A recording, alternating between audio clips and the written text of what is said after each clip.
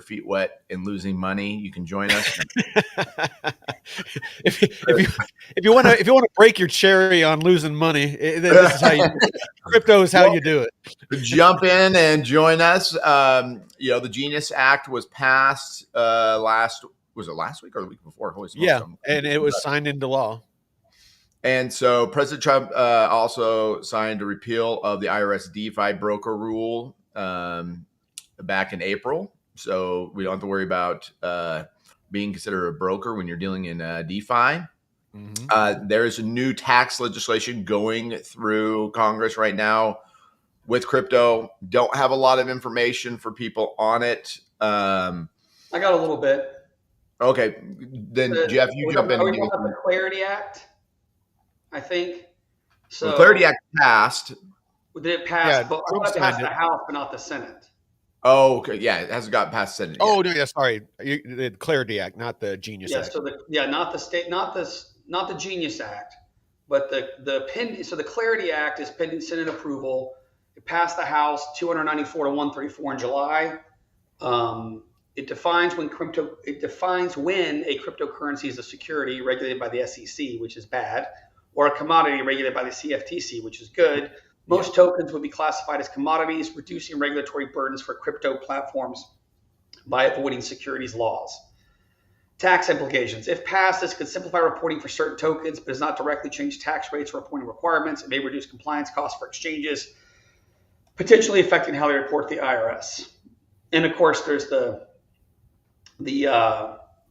also passed was that central bank digital currency ban was passed in the House.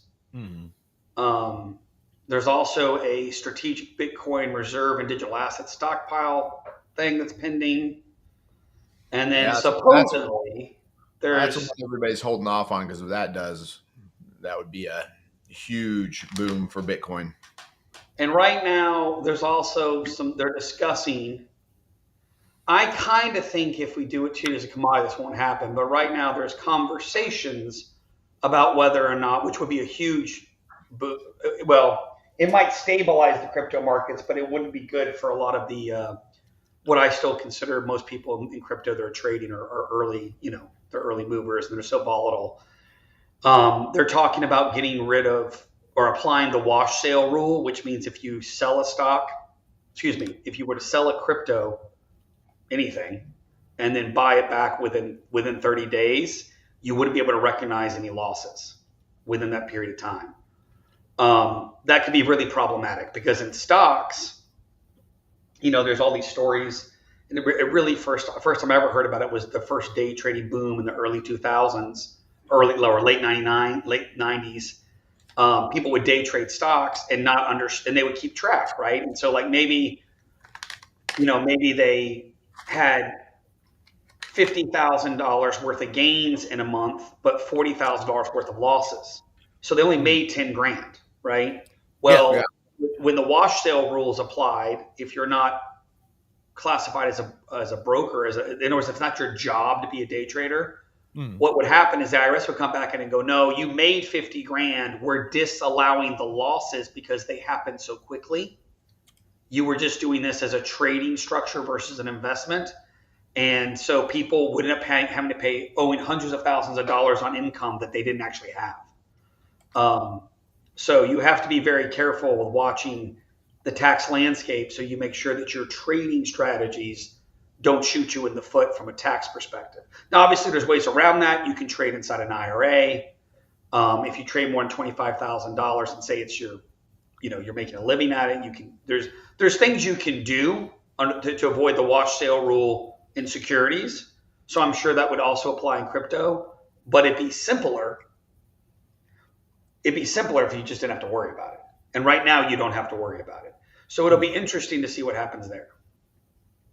Absolutely. Yeah, this really is confusing. Because we really don't know how DeFi, I really struggle trying to figure out exactly how I'm supposed to report my DeFi because it works in a very interesting way. Well, yeah, because it's is it every time that a yield hits your wallet? Is it whenever you harvest the yield? What is the taxable event? has always been my question.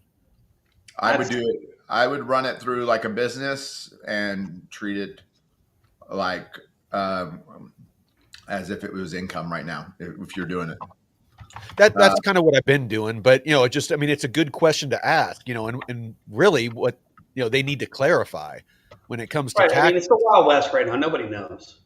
Yeah, but that's the problem. Is those of us out there, this is just kind of from the normie, not the expert like you guys are. Is when it comes tax time, it's like I want to do what's right because I don't want to get in trouble.